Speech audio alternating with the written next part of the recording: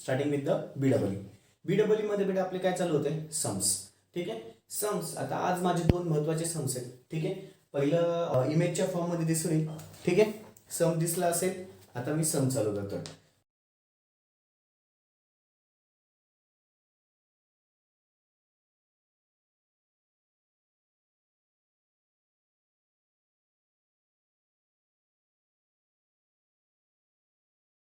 काय म्हणतोय बेटा, an iron ring with a mean circumference.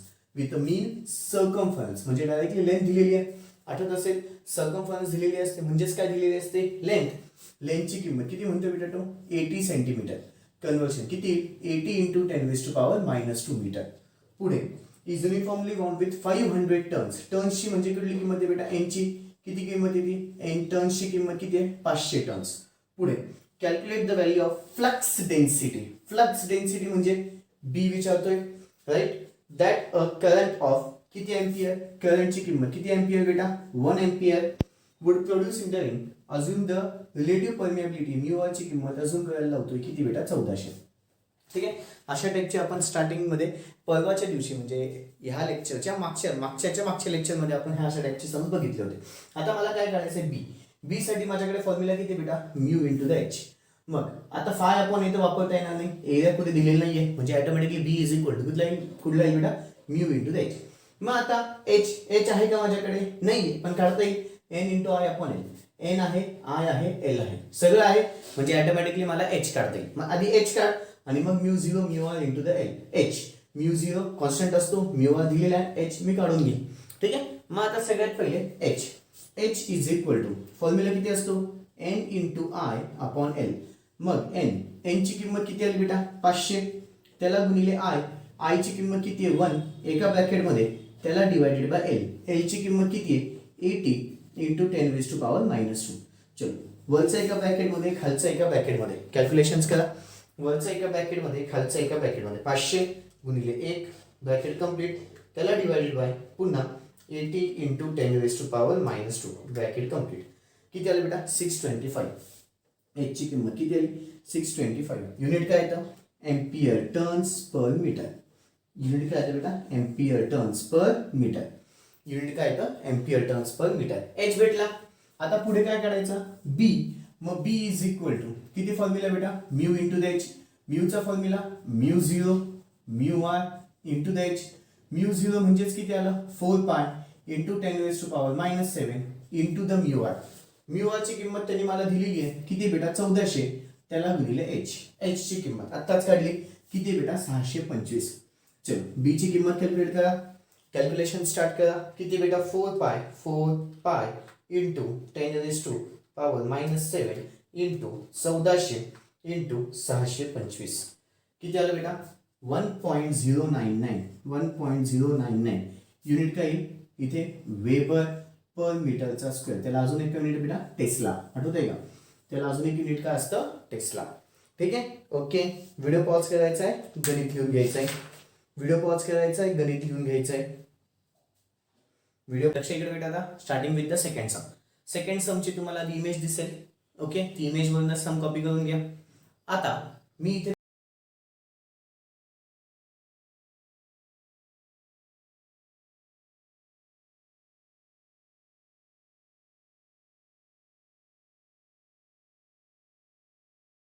तुम्हाला काही दोन फॉर्म्युले सांगतो. हे दोन फॉर्म्युले नवीन आहेत.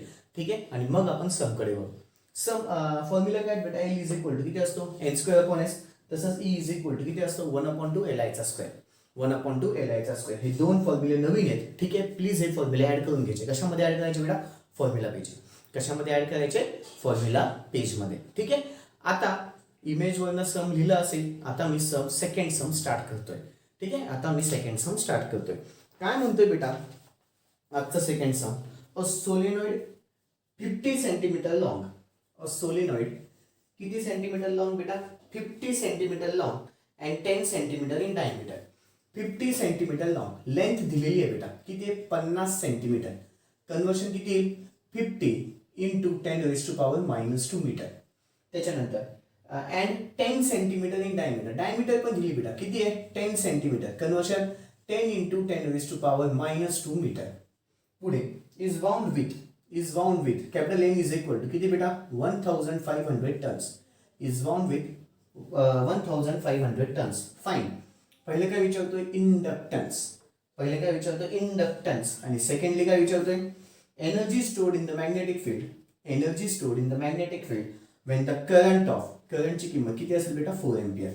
करंटची किंमत किती असेल 4 एम्पियर. बरं आता सगळ्यात पहिले तर एल काढायचा आहे. एल काढण्यासाठी माझ्याकडे formula N square upon S. मग आता माझ्याकडे एन तर आहे, एस आहे का नाही, काढावं लागेल. कुठला फॉर्म्युला बेटा L upon mu zero mu R into the A. L upon mu zero mu R into the A. बरं आता सोलेनॉइड वायर. आता हा जो सोलेनॉइड आहे बेटा हा नॉन मॅग्नेटिक मटेरियल आहे. प्लीज लक्षात ठेवा solenoid is a non magnetic material. Solenoid is a non magnetic material. जर हा नॉन मॅग्नेटिक मटेरियल असेल तर मी पहिलं गणित घेतलं होतं एक आठवते बेटा, त्याच्यामध्ये वुडनचं मटेरियल होतं. Yes or no.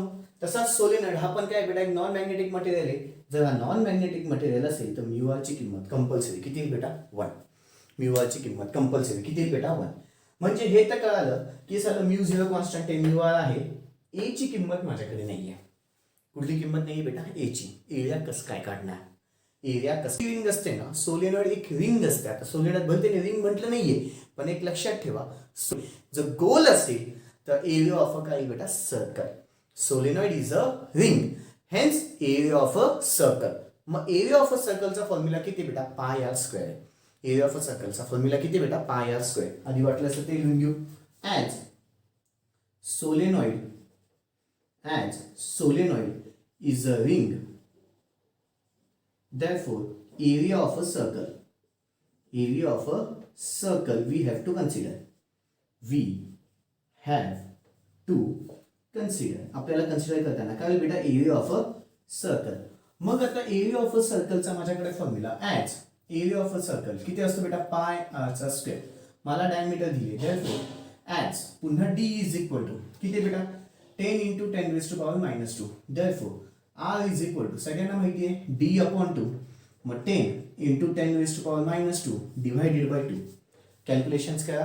10 into 10 raised to power minus 2 bracket मध्ये टाका 10 into 10 raised to power minus 2 bracket complete divided bye 2. किती आलं 0.05. कुणाची किंमत आली रेडियसची. कुणाची किंमत आली बेटा रेडियसची. मग एरिया इज इक्वल टू किती बेटा पाय आरचा square which is equal to पाय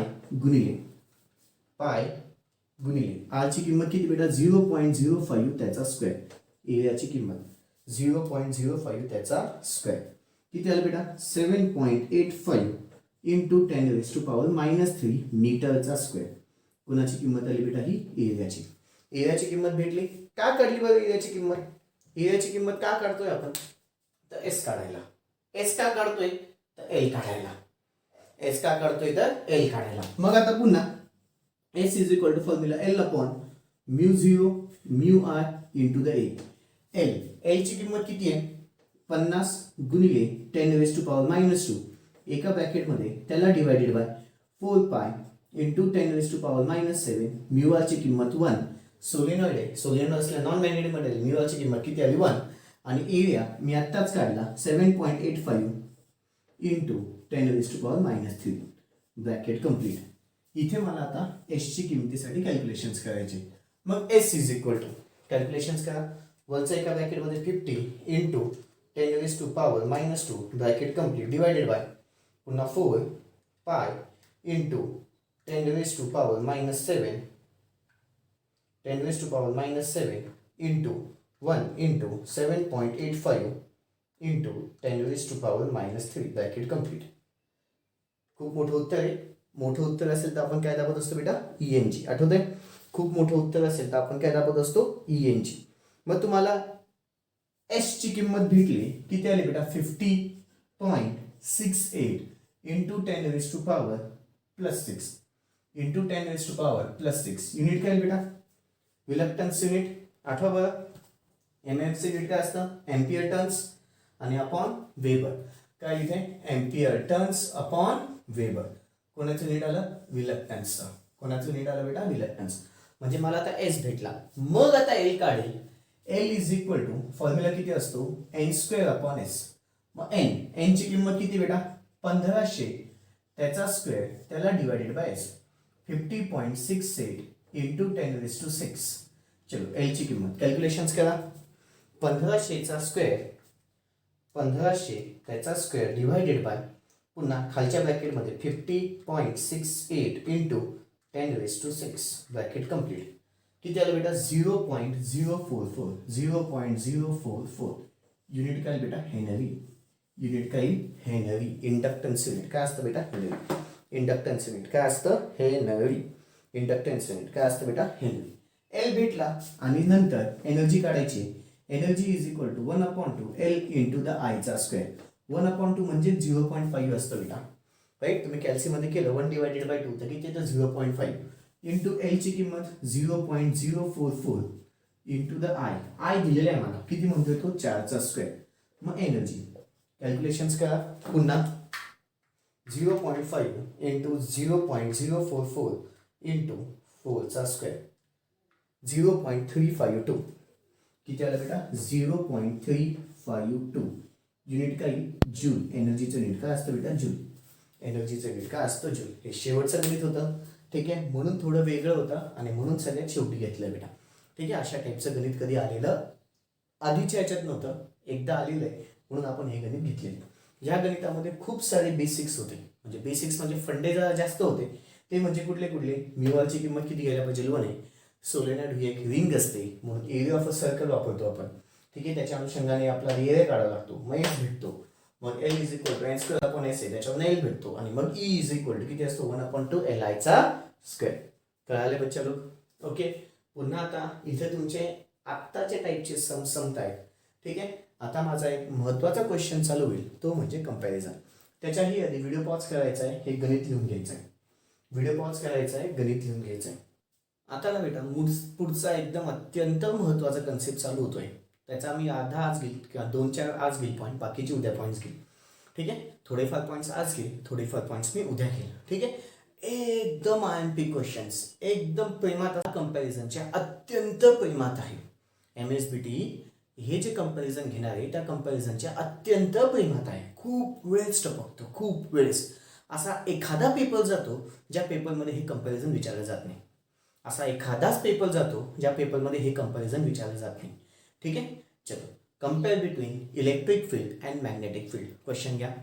compare between electric field and magnetic field. Compare between electric field and magnetic field. Compare between कुठलं बेटा electric field and magnetic field. Okay. आता comparison घ्यायचं आहे कोणामध्ये बेटा इलेक्ट्रिक फील्ड आणि इकडच्या साईडला काय येईल बेटा मॅग्नेटिक फील्ड. इकडच्या साईडला काय येईल मॅग्नेटिक फील्ड. आता इलेक्ट्रिक फील्ड आणि मॅग्नेटिक फील्ड पहिलं कंपॅरिझन इलेक्ट्रिक फील्डमध्ये ना बेटा करंट असतो. इलेक्ट्रिक फील्डमध्ये काय असतो करंट. मग करंटची डेफिनेशन काय the flow of electrons in a particular direction. बघितलं आपण the flow of electrons in a particular direction is known as what current. The flow of electrons in a particular direction is known as what current. जसा इकडे current असतो तसं इकडच्या साईडला flux असतो.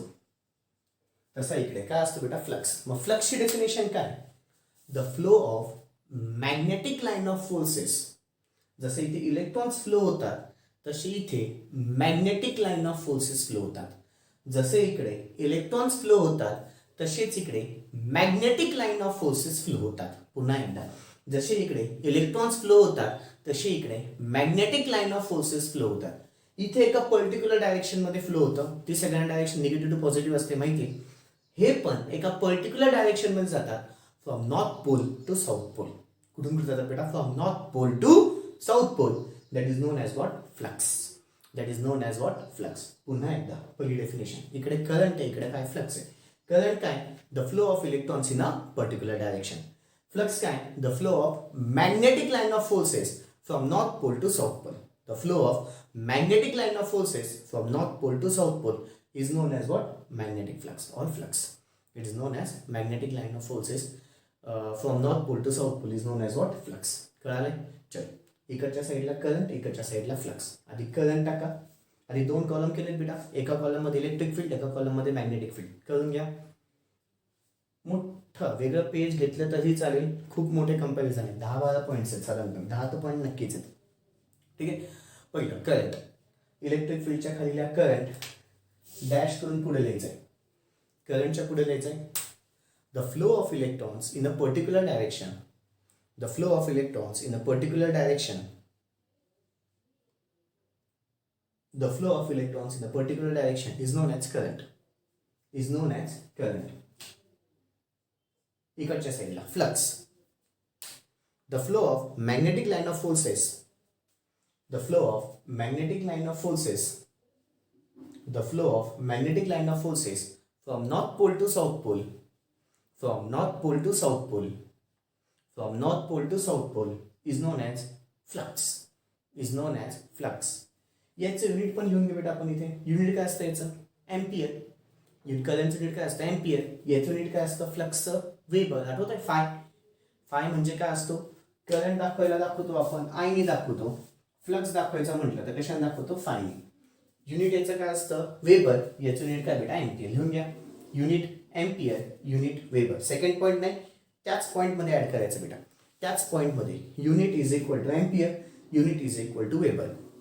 Unit is equal to ampere, unit is equal to weber. Okay.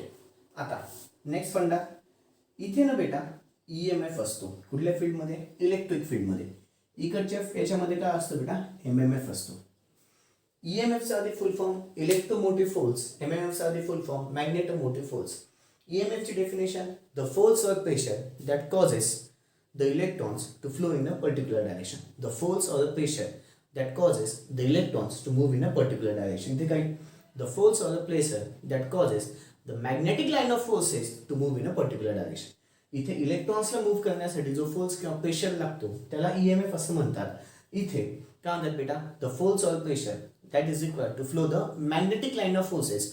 Magnetic line of फोर्सेसला move होण्यासाठी जो फोर्स किंवा प्रेशर लागतो त्याला काय म्हणतात बेटा? एमएमएफ.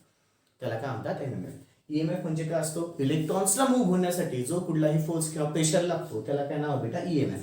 तसंच एमएमएफ काय असतो? असा फोर्स किंवा प्रेशर जो की मॅग्नेटिक लाईन ऑफ फोर्सेसला मूव्ह व्हायला लागतो त्याला काय नाव बेटा? एमएमएफ. कळालं? चलो लिहून घ्या इकडे. ईएमएफला डॅश करा, पुढे लिहा. ईएमएफला डॅश करा, पुढे लिहा. The force or pressure that causes electrons.